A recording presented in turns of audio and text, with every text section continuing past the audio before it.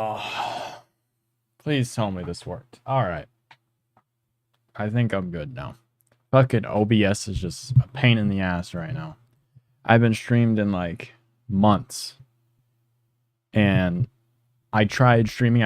I connected my YouTube and everything. I guess they have like an in-app ability to start streaming straight from there, but it's like not good. So I had to change my encoder settings. It wouldn't start because it said I had to upgrade my drivers, even though it was already updated. And then you hit go live from the actual like OBS, you get the manage broadcast or whatever, and it won't even start from there. So I don't even know why they even implemented this kind of thing if it doesn't work. So this card is looking a little rough. I'm not gonna lie. I'm not super looking forward to it. These prelims are a little bit rough. I'm kind of just gonna fly through the prelims a little bit. We got four. What's this? One, two, three women's fights that are just kind of mid, and then even the men's fights are a little mid as well. So, not looking too forward to this card. However, there's like a 2-week break right after this, I believe. So, figured I might as well go over it. I'm just gonna fly right through it anyways. If you have any questions or anything, just put them in the chat and I'll answer them as this prediction goes on. So I figured it would probably just be easier to do on a live stream. So starting off on this card, I believe there's 12 fights. We have Luana Pinheiro versus Tisha Pennington. I'm going to go with Tisha Pennington in this fight. She is pretty solid. She beat Carla Esparza in her last fight about 7 months ago. Carla Esparza, former champ, only lost to Tabitha Ritchie by split decision, Mackenzie Dern by split decision, who are kind of top level. Skill-wise, they don't look great, but for the division, they're pretty solid. Beat the Angela Hills. Sam Hughes KO was decent. That was, what, 4 years ago. She isn't the most active, but she still is pretty solid. Luana Pinheiro lost to, Jillian Robertson, Angela Hill by submission, and Amanda Ribas. MMA Math says Tisha Pennington should win this one. I'm assuming by decision as well. So let's move on. That's my prediction for that one. Tisha Pennington by decision. For that, I think my chat is still fine in here. All right. Hyung Sung Park versus Carlos Hernandez. I am going to go Hyung Sung Park. I trust him a little bit more. His last fight, he did not look too great. It was about a year and 5 months ago. It was against Shannon Ross. I believe he got the KO in the second round, but I feel like he probably should have gotten it a little bit sooner, and he did struggle. I think he got dropped by Shannon Ross early on, if I might be mistaken about that. I think he did get dropped early on. Didn't look too great. Getting dropped by Shannon Ross is not a good look. I was even surprised Shannon Ross even got signed to the UFC in the first place. So I am going to go with Hyung Sung Park. It's been a year and 6 months. I'm assuming he's gotten better. He's only 29 years of age. Carlos Hernandez is solid, but he's nothing to be super excited about. Hyung Sung Park at least looked like he had a decent base there, and I think he can improve upon it. So I'm going to go Hyung Sung Park by decision. Carlos Hernandez can win this one. I'm just kind of betting on the idea that Park got a little bit better during his time off. So let's move on. We have Denise Gomes versus Elise Reed. I'm going to go with Denise Gomes. She has really good power in her hands, decent striking as well. She can wrestle a little bit from what I remember. Caroline Kowalkiewicz won the decision there. Eduardo Mora, who's a bigger fighter, she beat her in that fight as well. Angela Hill only lost to her, but Elise Reed is kind of just like hovering in that unranked area, losing to Jessica Penne. She's not very good at all. I guess she beat Jessica Penne, but she lost to Lupi Godinez, Loma Lookboonmee, which aren't bad fighters, but they're still kind of, they're not great. I don't think they're kind of on that Denise Gomes level, where I think Denise Gomes is one of those roided Brazilians that's going to give everyone kind of a rough test in one of these divisions. Like you'll even see in the men's divisions, like a Joaquin Silva, like he did to Arman, kind of gave him a little bit of a tougher test. Arman definitely beat him, but one of those jacked Brazilians that with good power in their hands that kind of just gives everybody a tough test. So I'm going to go with Denise Gomes. I don't think she KOs Elise Reed, but I think she hurts her pretty badly multiple times in this fight. So I'm gonna go Gomes. I think she just got more power in her hands. I think it's gonna look better damage-wise on the scorecards. So I'm gonna pick Denise Gomes in this one. Moving on, we have Luana Santos versus Tainara Lisboa. Oof. I'm gonna go with Luana Santos. Lost to Casey O'Neill in her last fight, but she's beaten the Maria Agapovas, the Stephanie Eggers, Juliana Miller. My God, she's gotten lucky with some of these fights, huh? Tainara Lisboa. Oosh. I mean, she's solid, but I'm going to go with the younger fighter here. She's almost, what, 10 years younger. From what I've seen, the eye test, she actually looks pretty solid. This is lower women's MMA. I'm going to go with the decision for Santos in this one. But I just haven't seen too much of Lisboa.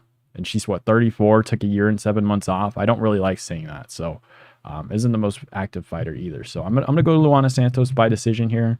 All right, now we get into some better fights. I kind of just want to get through those. Connor Matthews versus Yadir Davali. I'm going to go with Davali in this fight. Connor Matthews did not look too great in his last fight. I liked him on the Contender Series, got a decision. I think I might have picked him on that Contender Series fight. I'm not too sure if I remember. It was almost 2 years ago. But lost to Dennis Bazooka by KO, who's been kind of like Dana White Contender Series warrior at this point. A lot of people were rooting for him on Dana White's Contender Series. Finally got that call up and then KO'd Connor Matthews. Lost to Jose Delgado, which I can't find that fight. One of those fights where ESPN doesn't like posting for some reason, and then Fight Pass doesn't have it because it was 3 months ago. So couldn't find the fight at all. Even tried to look up the fight within different methods, and they didn't even have the fight. So I don't even know what happened with that one. I really don't even remember, if I'm being honest. So Yair Davali, he does a good job in the clinch. I don't think he's that great of a fighter anyways. He's almost, what, 29 years of age. However, I can see him kind of just putting the pressure on Connor Matthews. His striking, he just looks kind of stiff, I will say. But when he does get in those close exchanges in the clinch, he does a really good job elbowing and kneeing to the body. He looked really good in that last fight against Montero, I think is how you say his name. Really just destroying him in the clinch up against the fence. I thought he did a really good job in that fight. So I am going to go with Davali in this one. I don't think he's minus 550 favorite good. I think that's a little bit of an insane line, but I do think he will break Connor Matthews at some point in this fight. I can see him getting the KO up against the fence as well. Just kind of breaking him, maybe going to the body a little bit, gassing out Connor Matthews a little bit, and I think he wins this one. Probably by body shot, TKO, maybe even an elbow in the clinch. Probably second round TKO is what I like for this one. Let's move on. We have Jared Gordon versus Thiago Moises. This one's a very interesting one because I was thinking Jared Gordon at the beginning of the weekend, and I saw everyone else's predictions. I was like, oof, a lot of people are picking Thiago Moises in this fight. Maybe I'm missing something. Thiago Moises, I really liked him. He was the first guy that really kind of gave Islam Makhachev that big test. At least gave him a problem. You had the Armin fight, and then obviously the fight he got KO'd in. But Thiago Moises, I think, made it to like round 4. I want to say with Islam Makhachev, yeah, made it to round 4. Took him down a couple of times, had him in a couple decent submissions as well towards the end of the rounds, and I thought it was pretty impressive. I always kind of rated Thiago Moises after that fight, just being kind of a more competitive, grittier fighter with the top guys in the division. And then you see the Benoit Saint-Denis, where Benoit Saint-Denis kind of just backed him up and showed no respect for his striking at all. Again, Moises is a great grappler. Beat the Mitch Ramirez's of the division, Melquiz Alcasas, Trey Ogden's. Like, Ludwig Klein is good and lost a decision to him. I think Jared Gordon's kind of a step above that. The Mitch Ramirez and the Trey Ogden. Trey Ogden's kind of solid, but I don't think he's even really a ranked fighter. But we've seen Jared Gordon basically beat Paddy Pimblett. Got a bad decision in that one.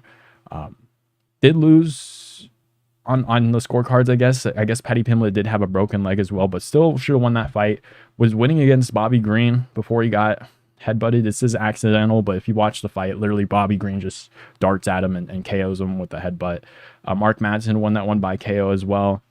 And then Nasrat Haqparast, he was doing really good in that fight. If you watch the fight, you could easily give that fight to Jared Gordon, in my opinion. And I thought Nasrat Haqparast was going to kind of just run through him a little bit because I always rated Haqparast pretty highly, like great striking and everything. I've been super impressed with Jared Gordon recently.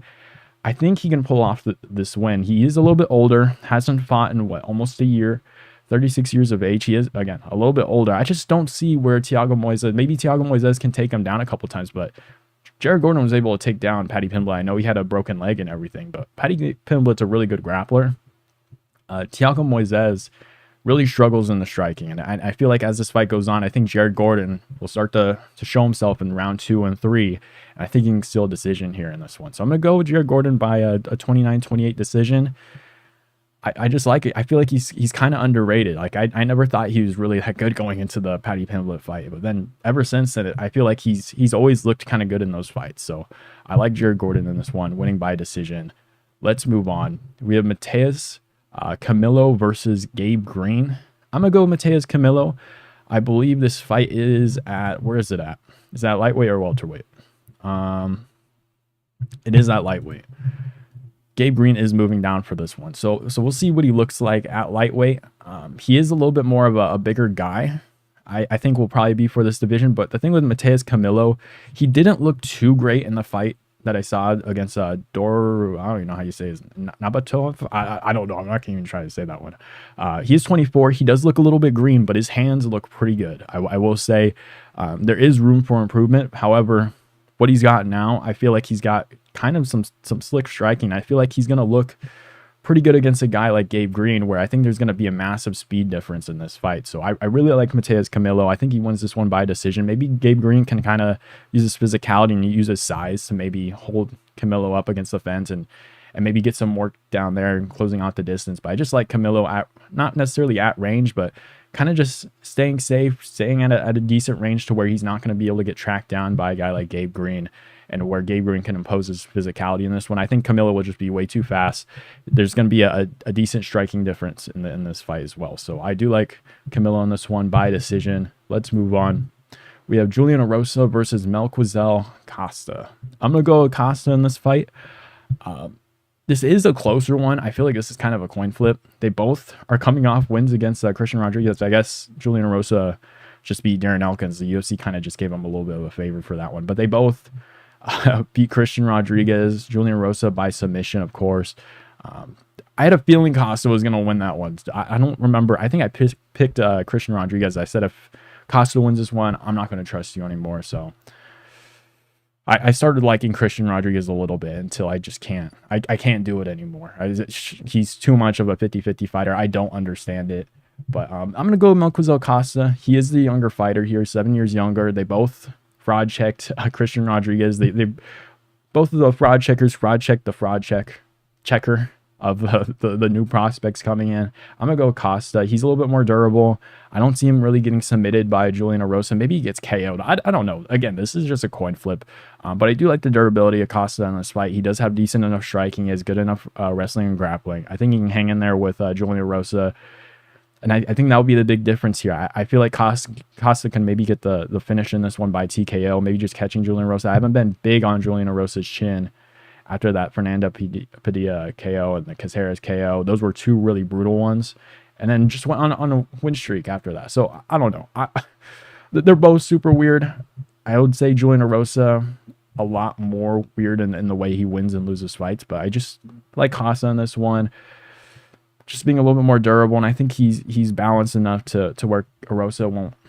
I don't see really a big opening for Erosa to destroy him in any avenue of this fight. So I'm gonna go with Costa in this fight. Maybe late round TKO, if not a decision. Let's move on. Nursultan Ruzabayev versus Dustin Stoltzfus. I'm gonna go with Ruzabayev in this fight. Ruzabayev, I thought was pretty good. Coming into the UFC, he caught me off guard KOing Bruno Ferreira pretty brutally, and that was right after Ferreira, I believe, KO'd Gregory Rodriguez. So it caught me off guard. Beat Cedric Dumas, cheated a lot. I think he was grabbing the back of his hair the entire time and was like kneeing him and everything. Like, it's kind of fucked up, not gonna lie. But Dumas isn't a good person anyways. He's probably a piece of shit, so I don't really care. But Joaquin Buckley, that fight was actually... it's hard to, and that's why I think Ruzabayev is definitely going to win this fight. Is not many guys really can get the upper hand on Ruzabayev. Like he's so good at range, has really nice power in his hands, and this is when he moved down to welterweight. So I think he's a little bit more comfortable at middleweight, and he did bring a little bit of a tougher test for Joaquin Buckley. He's probably going to make his way in the top 5 after I think he beats Kamaru Usman in his next fight. So got a nice KO over Eric McConaughey in his last fight. Dustin Stoltzfus, I feel like, is a little bit underrated. After that Abbas Magomedov fight, where he just kind of got ran through in that one with the front kick. I believe the foot even went in his mouth, like some weird shit. Got ran through in that one. Beat Punahele Soriano. Ever since then, I feel like he's looked pretty good. Even losing to Bruno Ferreira, he kind of dogged it out a little bit. I thought he looked pretty good in that fight. I think he even ate like an insane elbow or something at some point in that fight. It was actually stressing me out. And then even in his last fight, got the KO over Andre Barrio. I feel like he's a little bit underrated at this point. You can tell he works pretty hard in the gym. However, and maybe there is a potential for him to win this fight, but I do like Rizabiev kind of at range, super powerful, very rangy as well. Like I feel like he can get in and out of exchanges pretty good, and I feel like there's going to be a massive power difference. And you kind of saw that against Abbas, like a rangier fighter. Dustin kind of struggled a little bit, so I do like Nursultan Rizabiev here. Dustin might dog it out a little bit, but I feel like he just does a good job at staying at range, and I think he's going to be able to inflict a lot of damage on Stoltzfus in this one. So I'm going to go Rizabiev by KO, late first round. Let's move on. I'm going to do some chat stuff towards the end of this prediction. Sadiq Youssef versus Myron Santos. I'm going to go with Sadiq Youssef. Some people are taking Myron Santos, which I think is very interesting. He seems very pumped up for this fight. So I will say, it seems like he's going all in for this fight. I don't know if he said I can't remember what he said. He said he lost focus or whatever, something like that, where he's like, I really got to step it up, do this and that. Like he kind of got away with a BS decision in his last fight. I saw Guru say it could have went the other way. I feel like he got hurt a couple times in those first couple rounds to where the third round, I don't think you can really give him too much of that decision. But maybe you can. Maybe I'm completely wrong. But he got dropped a couple times. I believe in the first round against Francis Marshall. Marshall did decent enough damage. Myron Santos did a good job at range, kind of just leg kicking him and doing damage that way. And he was hurting Francis Marshall quite a bit early on, especially with the leg kicks. But Sadiq Youssef is coming off a KO against Diego Lopez before then, lost to Edson Barboza, which he did look decent in that fight. But I was rewatching the Caceres fight. They're both kind of rangy, which is why I kind of really wanted to look at the Caceres fight for Myron Santos. And Sadiq Youssef was able to find his way down the middle. Again, rewatching that fight, you can kind of see where Diego Lopez was like, oh, I'm going to uppercut the shit out of this dude, because he gets into clinch exchanges, doesn't really do too much, and his chin is like wide open. And you could see that with Caceres. He's looking for a lot of uppercuts in that fight when Youssef was looking into the clinch exchanges. So maybe Myron Santos can kind of do that. It seems like he's not too great when guys are pressuring him, so maybe he can do a lot better off his back foot. And I do worry about Sadiq Youssef's chin in this fight, but I feel like Sadiq Youssef down the pipe, where Francis Marshall did have a little bit more success in their last fight, I feel like he can do pretty well in this one and maybe land pretty clean shots on Santos as well. Santos got rocked a couple times, and it seems like he kind of zoned out in certain moments where he kind of just didn't know what to do. So the timing was off for Myron Santos in that last fight. And again, when I rewatched the Caceres fight, his timing, Youssef's timing, looked really good against a rangier fighter. Even though Caceres is a little bit weird, he was able to find the inside and was able to land on him. So I'm going to go Sadiq Youssef. I don't mind a Myron Santos pick here. Maybe I'm completely wrong. Sadiq Youssef is only 32, so it's not like he's like washed or he's on the end of his career here. Sadiq Youssef, again, I just a little bit worried about his chin, where maybe he throws like a 1-2 down the pipe. Maybe Myron Santos can throw like a check hook or an uppercut in some clinch exchanges. Maybe holds him up against the fence. I don't see Myron Santos getting taken down in this fight, so it should be pretty interesting. I am going to stick with Sadiq Youssef, though. I think he can land pretty cleanly on Myron Santos here, so let's move on. We have Paul Craig versus Rodolfo Bellato at light heavyweight. Paul Craig is moving back up. I'm going to go Rodolfo Bellato here. I just read the chat. Rodolfo Bellato here. He's got decent enough striking. He's got pretty good grappling as well. I followed Rodolfo Bellato. I believe it was either right before he got KO'd by Petrino again, or right after that. And he had some boring fights on the regional scene, got back onto the Contender Series, I believe, and got a nice KO win. Igor Pateri got a nice KO win, and then went to a draw with Jimmy Crute, which is not really something you want to see. Paul Craig is one of those guys that can just kind of pull it out of his ass and maybe sub you out of nowhere. He did it with Ankalaev, did it with Jamal Hill. Maybe he just subs future champs. Maybe that's his thing. I don't know. But Paul Craig in his last couple fights at middleweight did not look too great. Got KO'd by Kyle Bahayo, Brendan Allen. Bo Nickel outstruck him on the feet. Like, he didn't look too great. And that's why I always mention the skill gaps between lower divisions and higher divisions. Like, you'll have the physicality advantage, but striking wise, it's just a whole different thing. And getting outstruck by Bo Nickel doesn't look too great. Like, you weren't able to inflict enough damage to where Bo Nickel kind of broke in his last fight. So I don't like that for Paul Craig. Rodolfo Bellato's a bigger dude as well. I believe he does train with Pereira. You can kind of see that in his stand-up a little bit. I think he has been working on his leg kicks a little bit more. Again, he is a grappler. His striking has been getting a little bit better. I do like Bellato in this fight. I feel like he's a little bit more balanced everywhere.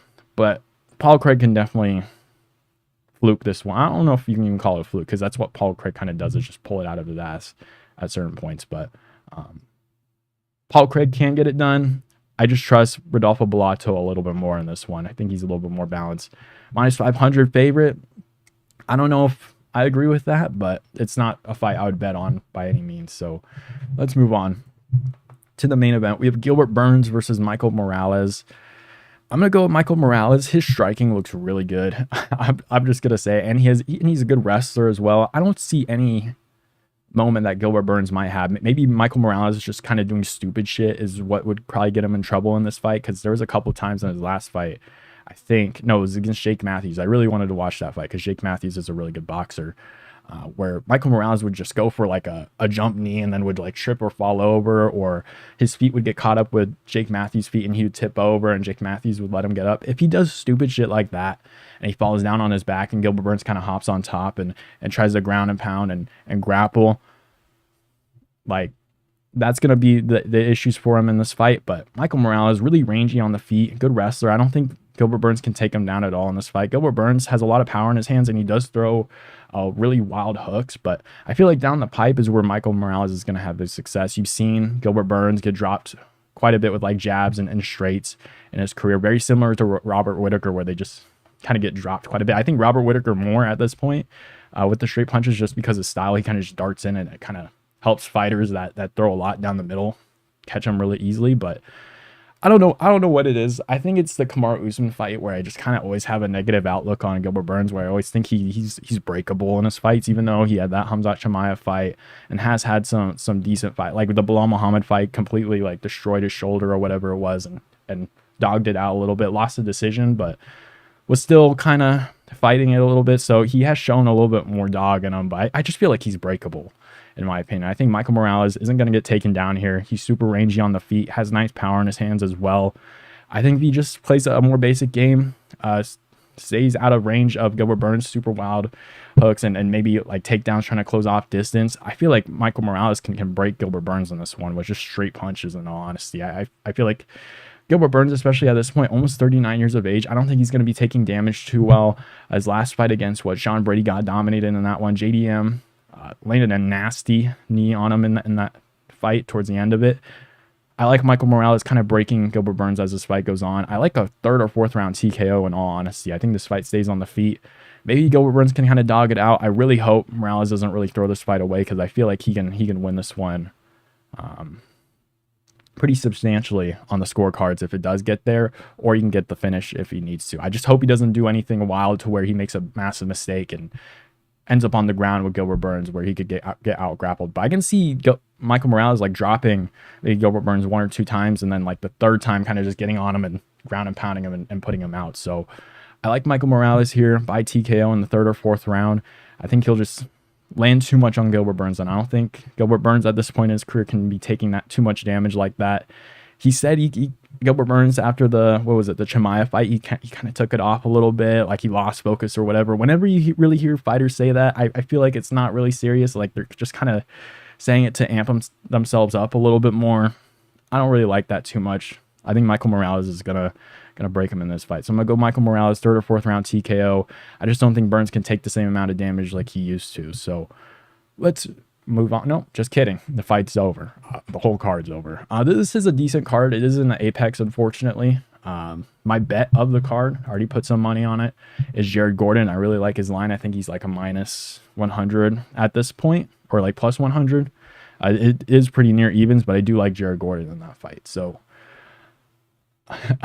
bro, you aged since the last time I saw you live. Yeah, I haven't gone live in a while. I think the last time I went live was UFC 300, and that was what, a year ago. So yeah. What up, bro? I think you're spot on the Yusuf pick. It is a little, I am a little worried about Yusuf just because of his chin. He doesn't seem to, I don't trust, like his defense is just really bad in those close exchanges in the pocket, which I really don't like, and in the clinch. So I'm a little bit worried about him getting KO'd there because Myron Santos does have some serious power. Like if you watch that, was it Con Ofley fight? That was a nasty KO, like a really nasty KO. So I am rooting for Myron Santos because I do like to at least push some of these prospects up, and I think it would make 145 more interesting because I feel like we've already kind of seen the ceiling of Sadiq Yusuff. But yeah, I like Myron Santos, or I like Sadiq Yusuff in this one.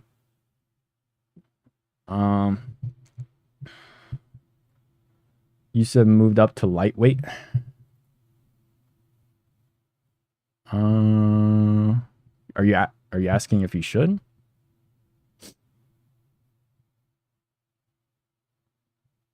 Oh, it is at lightweight. What the fuck? Ooh. Is this like a catch weight? I didn't even know it was that light. Is this right?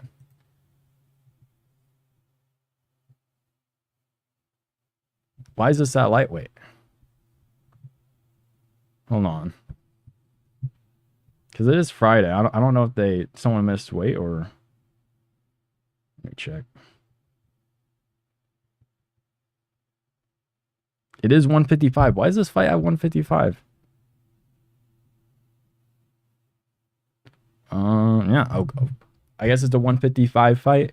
I actually kind of like Sadiq Yusuff at 155. Maybe Myron Santos might have more pop in his punches, but Sadiq Yusuff's chin might be a little bit better at lightweight. I will say. I don't know how bad his weight cuts are. That's actually kind of crazy. He's done with 45. Yeah, but Myron Santos is also a 45er, and they're both fighting at 55. So it's just a really weird fight to have. But yeah, 55. It's going to be very interesting to see what they look like. Myron Santos could have more power, and Sadiq Yusuff could have a better chin. So I think it probably definitely goes to a decision then. Yusuff versus Fiziev. I really like Fiziev. It's really unfortunate that he's taken so many losses at this point. It's not like losing to Gaethje is a bad thing, but he just hasn't been super active because of that nasty injury he got, unfortunately. Yeah. Wait, how old is he? Is he 30? I think he's about 30. Yeah, 32. Fuck. Man, we kind of just wasted Fiziev's career a little bit. And it's not really UFC's fault or anything. He just got injured for 2 years, and he came back. First fight back against Justin Gaethje. Like, fuck. Fiziev was supposed to be so good, man.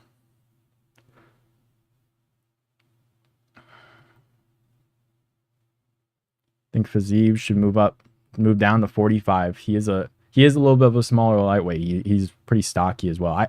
I've always kind of worried about Fiziev's chin though. Like he took a lot of good punches off of Justin Gaethje, but didn't he get like wheel kicked at one point at lightweight and got put out? Yeah, Magomed Musafayev.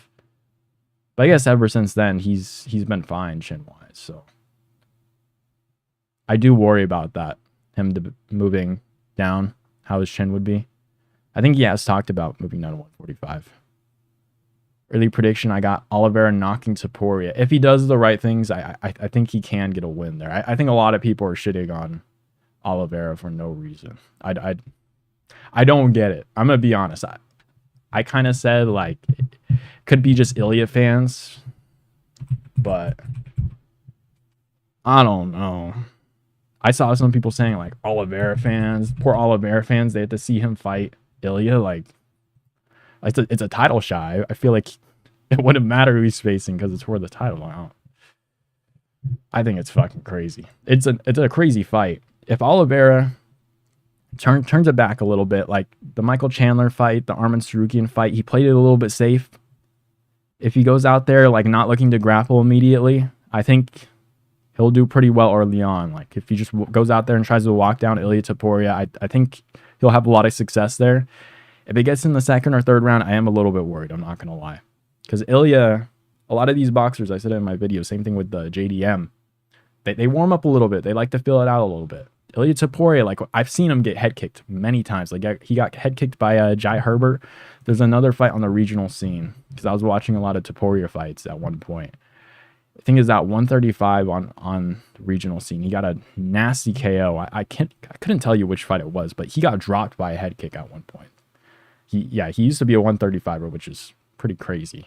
Because he said he was having a hard time making 145. So I know he missed weight a couple times at 135, but I've seen Ilya Topuria get dropped by head kicks multiple times. I feel like knees will be there for Charles Oliveira early on. I think Oliveira just needs to, when he was champ, he was just walking these guys down. He has to do that for this fight. Like, he can't be scared of Toporia's power. He can't play a decision here. Ilia Topuria will walk him down and break him if he does that. Like, he has to go out there, balls to the wall, and try to KO Topuria early.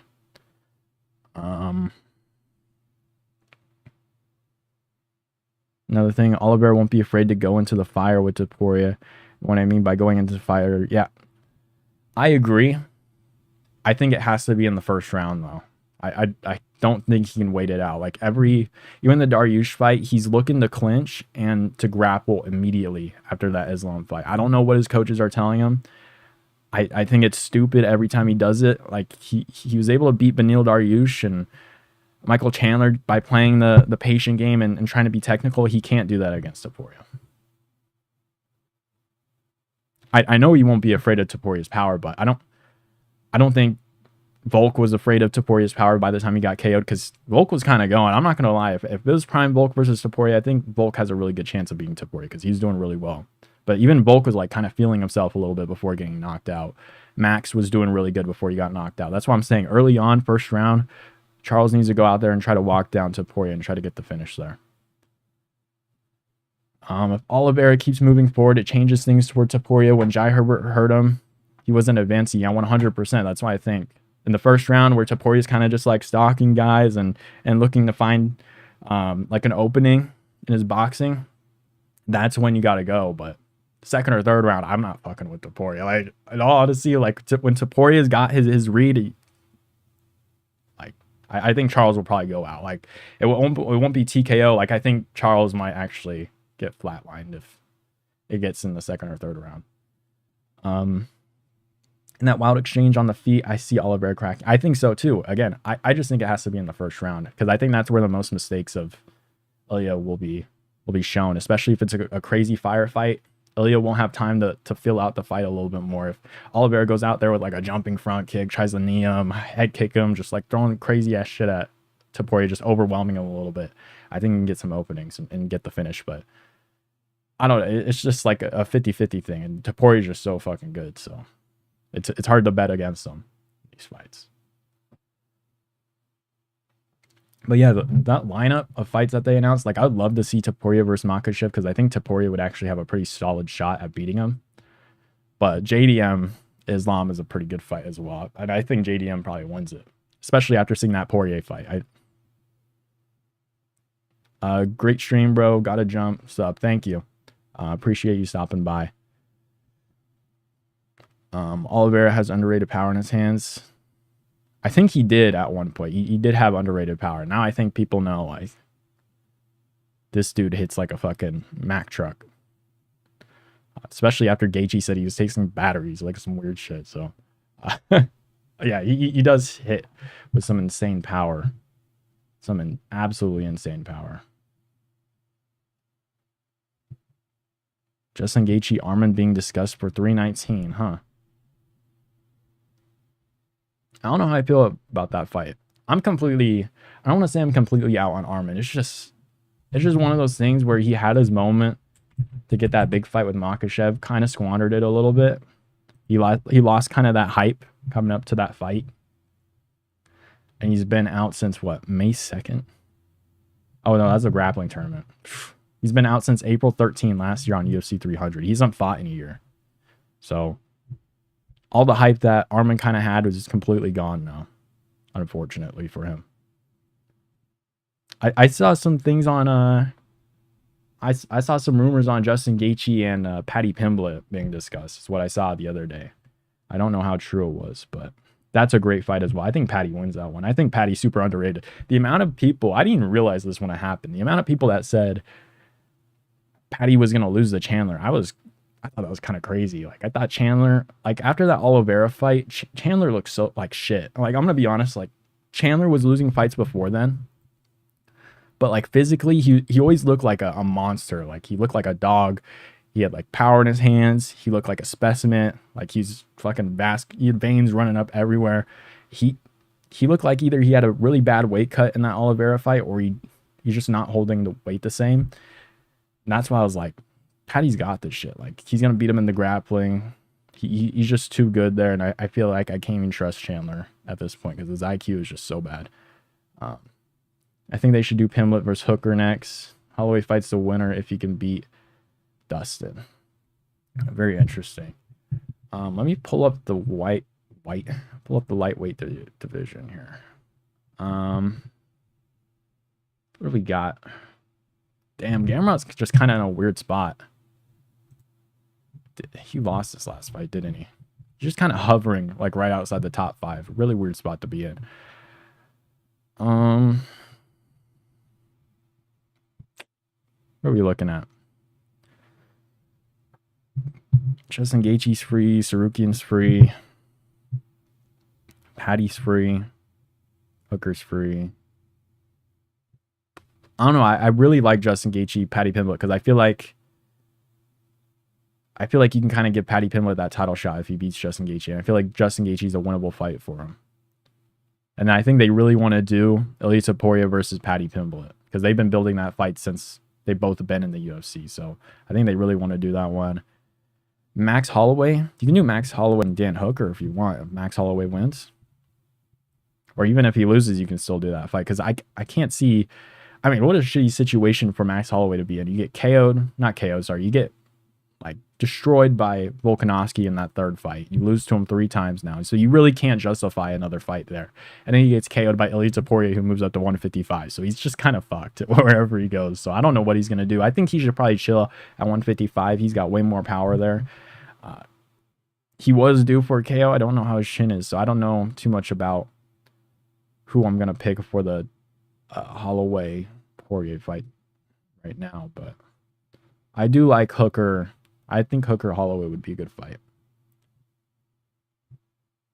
They could rebook Hooker Gaethje because that was the original fight. Hooker Gaethje was going to be a dog fight. I think Holloway beats Dustin at this point. I think so too, but you never know. I don't know how Holloway's chin is, but if Holloway, I think, has built into that lightweight division now. That was always my issue with him going back down to featherweights because he built so much muscle to go to lightweight just to cut right down to 145. That's why I thought his chin was going to be Dunsky for that one. But Holloway already said he's an official lightweight. Yeah, that's what I like. I think he's going to build in that division where he's going to have so much more power. So I like Gaethje. I don't know, because what other fight would be for Pimblett? I feel like Pimblett should be fighting up, in my opinion. It's either I would like Pimblett Sarukian because I feel like that's a pretty winnable fight for Pimblett, in my opinion, or Pimblett Gaethje. I think it could just be Pimblett Sarukian. Honestly, I think that UFC kind of don't like Sarukian at this point. I don't know. I wouldn't mind it. When was the last time Gaethje fought? It was against Fiziev, but when? March 8th, 2025. So just a couple months ago. Yeah, he'll take a bunch of time off. So I don't think Gaethje's really looking to get into a fight anytime soon. Unless it's probably against like a Pimblett or whatever. Holloway's chin holds up pretty good at lightweight. I don't see Dustin knock him out. I don't think so either. And Holloway does have some good power. And it's a much different fight. People that say it's not a different fight. It is a much different fight than their last one at lightweight, because Holloway kind of just took that fight on short notice for the interim belt and didn't really build himself up in lightweight. And you saw what he did when he built himself up at lightweight against Gaethje. So do you think Arman's a harder fight for Paddy? I mean, it could be. I just feel like Paddy's grappling is really good. Arman's grappling is good as well. I actually think Paddy's grappling might be a little bit better. The one thing Sarukian kind of has is he's really stocky and he's strong, so I will give him that. But I think even Paddy might have better stand-up than Sarukian at this point. So I would edge it to Paddy, in all honesty. And I think it's a safer fight than a Gaethje, because Gaethje could annihilate Paddy in that one. But I could also see Paddy taking down Gaethje and out grappling him there. But Gaethje does a really good job scrambling, so I don't know. That's my thing. I feel like Gaethje might be a harder fight for Paddy, but I feel like Sarukian would do good. But I feel like Paddy would edge it out over him, in my opinion. I'm surprised they didn't do, honestly, Pimblett and Moicano. They gave Moicano like a super easy fight in Dariush. I don't understand it, in my opinion. But maybe they're just trying to give him a win so they can give him like a bigger fight. I don't know. I don't know what the plan is there. I don't know why they gave him Dariush. It seems like a really weird fight to make, in my opinion.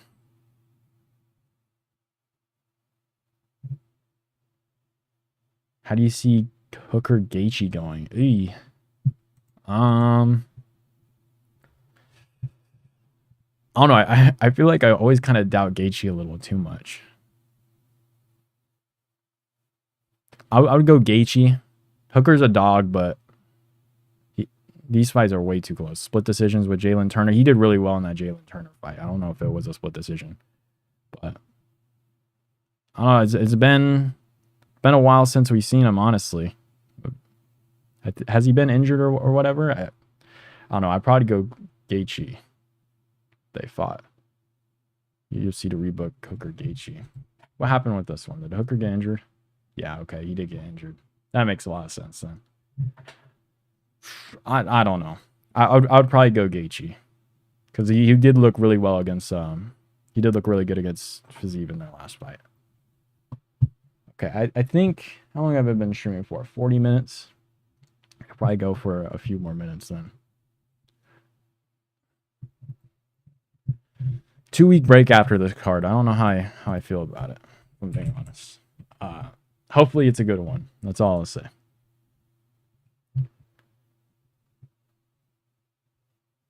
You thought Gaethje was going to KO Hooker? I feel like the only time I've seen Hooker's chin look like shit was at featherweight, and that was against Arnold Allen when he was making an insane weight cut. But I feel like Hooker could take his shots. Gaethje, I think, is just a little bit more... I don't know. His striking looked really good against Fiziev. I'm done kind of doubting him there. But if it's against Patty, I'll probably take Patty because there's some guys that just find ways to win. It's really weird, but it's what it is. Yeah, so we have Burns and Morales. Then they got the Road to UFC shit. I tried watching these. They just put them on so late. I think it's at like 1 or 2 a.m. 7 a.m. 5. It's like 4 a.m. for me. Like, how the hell am I supposed to watch that shit?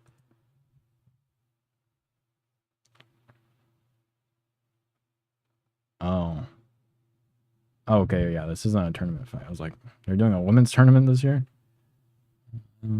Oh, they actually got someone from... Where's he from? Australia? New Zealand? That's interesting. Normally, I'm used to, like... I thought this was, like, an Asian thing. I don't know. Guess they're allowing more people in. They got an Indian. Okay, I guess they're shoehorning... They're shoehorning some Australian guys in there. That should be interesting, huh? Wow, yeah. I thought it was just limited to Asians, but I don't know. Atla versus UFC Gym finale. Is this grappling? I don't know. Oh, this is gonna be so rough. And then we come back to Blanchfield Barber. Ooh. Oh my goodness. That's wonderful. What's on this card? Okay, Gamrot, Ludwig Klein, Bruno Lopez, Jacoby. I don't know how I feel the rest. Jordan Levitt, Holloway, that should be interesting. Medeiros, Oki, decent fight. Oban Elliott, I like. There's some okay fights on that card. I'm not looking forward to it, though. I'll probably fall asleep during this main event. Fuck. Wait, what are the odds for this fight? I really kind of want to know. Because I've seen Bruno Lopez get fraud checked by Brenton Ribeiro, who's not good. And I thought Bruno Lopez was good, but I can see Dustin Jacoby fucking fluking this one. But Dustin Jacoby's a favor. I'm fading him 100%. Dustin Jacoby fading his line every single time is the most money you'll ever make in your entire life, weirdly enough. And then we got Merab, Sean O'Malley. Okay, this is a pretty solid card. Prelims, a little rough. Salkild's pretty solid. Yeah, prelims don't look great. The main card looks pretty solid. I like Joshua Van. Luke Holland will be fun. Piper Gastelum might be solid. I don't know. I'm more looking forward to the press conference for this one. They can try to rebook Hooker Gaethje for UFC 319 instead of Gaethje Arman.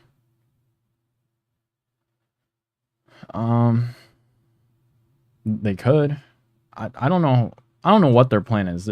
They could go either way with everything, honestly. I feel like we'll get an announcement soon, but until then, I have no idea.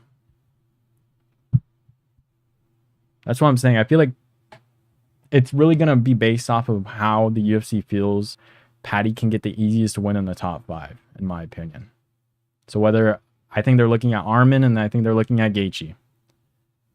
And if you think about it, like outside of the Poirier-Holloway fight, because Holloway, it's for the BMF belt. Holloway wins. He's probably in the top 5 as well. They want to probably get him another fight. They can't do Gaethje because he already KO'd Gaethje. So I think that's why they'll look at Hooker, in my opinion. Because I don't think they'll do Holloway versus Arman. They might, but I don't think they'll do it.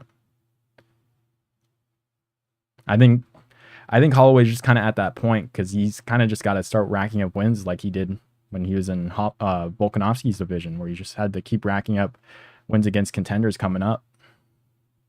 And you can use the BMF belt as a way to get more main events out of them. So I think that's kind of what they'll do, is get BMF fights out of them. So that's why I think Hooker and Holloway will be next, in my opinion. But that's just me. Is Gaethje looking to find another fight soon? I haven't been paying attention to Gaethje too much recently. So he fought 2 months ago. He hasn't been super active, unless it was for a title fight, a quick turnaround title fight. Yeah, that card looks rough as well. Oh my god. Usman Buckley. What does this one look like? Fuck. Man, this is rough. At least they're all in arenas, so at least there's going to be some crowd. Fuck. Brutal ones. Hill, Roundtree, Fiziev, Bahamondes. I forgot this fight was made. I'm probably going to go with Bahamondes. He's really rangy. I really believe in him as a prospect. He's looked really good. The way he beat Manuel Torres, and I think Manuel Torres is really good. The way he beat him, I thought was extremely impressive. So, give him a lot of props. His prelims is a little rough.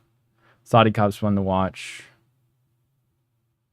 Mo Usman versus Hamdi Abdul-Wahab, huh? Dream fight. What the hell? No, I'm kidding. That's not a dream fight. It's a fucking crazy-ass fight. The end is nearing for Gaethje. I think he retires probably this year. I think so, too. I don't know what else there is for him to do. I don't know what his goal is, other than maybe winning a couple fights and getting a bag before he leaves. Like, I have no idea. Because his title hopes are kind of down. Like, they were really trying to do Islam Makhachev versus Justin Gaethje really badly. Like, Ali really wanted that. Luckily, UFC kind of put their foot down, but I really don't know what's next for him. Because you can't do Holloway Gaethje again for BMF belt. Like, you just can't. Because Gaethje got flatlined, and it was pretty one-sided. I think if they would have taken a point away for those 2 eye pokes from Holloway, I think last round probably would have been a lot closer. Gaethje could have won, but I don't know what's next for him. I think maybe he's waiting it out, letting Dustin Poirier kind of get his retirement, and then they'll do the same thing for Gaethje, maybe in like Colorado for his retirement fight. Is my guess. For either later this year or maybe start of next year is my guess, because you don't really kind of want to step on another retirement. A lot of guys are retiring this year, so you don't want them to step on each other, but is what it is. This card, the co-main event's good. Curtis Blades on it. All right, this could be Kyogi Horiguchi. All right, main card's pretty solid, I will say, for a fight night at least, but these prelims are a little rough. Topuria Oliveira, this card's going to be good. Prelims look rough. Holy shit. Damn. What's up with these prelims, man? Let's see. I don't think they'll do Hooker and Gaethje, but I could be wrong. Could be super wrong for that one. Man. Holloway Poirier. This press conference is gonna be fucking insane. Just so you know, I don't. Marvin Vettori is gonna make this press conference because him and Brendan Allen have been going at it for a while. I believe they got into like a fight in a casino like a few months ago. So Marvin Vettori, we're gonna see prime Marvin Vettori at a press conference here acting like a retard. So should be pretty fun to watch. This is what, in July? Fuck. Whitaker to Ritter. There's a lot of incomplete cards here. And this is 2 months away. Holy shit. Crazy Holloway has been in the UFC since 2012. He was 20 when he debuted for the company. Yeah, he's still... Age-wise, he's still in his prime. That's crazy. I was watching Holloway in high school. Made his debut in 2012. That's 13 years ago. I was 8 years old when he made his debut in the UFC. Isn't that fucking crazy? I don't know. Right now, it's kind of like, for me, because I watch a lot of football. You got guys that are like my age going into the NFL right now. And I'm already older than I think a couple fighters in the UFC right now. So it's kind of like a little bit of a shock. It's like, Jesus, I'm getting a little older. I'm not even that old either. It's kind of shocked me a little bit. Like when fucking Raw Rosas came in at like 17, I was like, Jesus Christ. They're really accepting everybody at this point. But yeah, I think I'm going to end the stream here. I hope you guys enjoyed it. I only did the stream because this card was kind of mid anyways. I got a little bit busy during the week as well, but I figured I'd cover it anyways and be a pretty easy way to do it with the stream. I might go in and do the tags a little bit later so you guys can skip through, but yeah, I hope you guys enjoyed it. I was 17 when he made his UFC debut. That's actually kind of crazy. And that was what 13 years ago? That's pretty insane. I do kind of wonder, like, in 10 years, where will Raw Rosas? Because he did come in at 17. He is getting a little bit better, but I wonder, like, how big his ceiling is. Same thing with Chase Hooper. Those are some like weird ones, but I wonder where it like stops for him. Because Holloway, even Charles came in at a super young age. And we see what he looks like now. Same thing with Holloway. Holloway been fighting professionals since August 2010. It's almost 15 years. Yeah, he's been in there for a while. That's why I always wonder like when that chin was going to go. But that Topuria fight, fucking... People don't want to say it, but Holloway went out. Like, he eventually woke up because Topuria hit him again, but during the finishing sequence, you can see his legs kind of like... That's how you can always tell if someone goes out or not. Same thing with the Ortega fight, where you can see him kind of drop and then he gets hit again and woken up. The Holloway fight with Topuria, you can see his legs kind of like... He gets punched, his legs kind of flatten out this way, and he gets punched again, and then he like rolls over a little bit. I don't know. It looked like he went out. So I am worried a little bit about Holloway's chin, but I think lightweight works for him. So I don't think he'll get chin for a while. As what I'll keep it out. I'll give him like 2 or 3 more fights before he fights another power puncher, and I would get a little bit worried. But yeah, I'm gonna end the stream here. Hope you guys enjoyed. Maybe I'll stream a little bit more within the next couple weeks. We do have a 2-week break, so maybe I'll come up with a couple different things, and maybe I'll stream every once in a while. But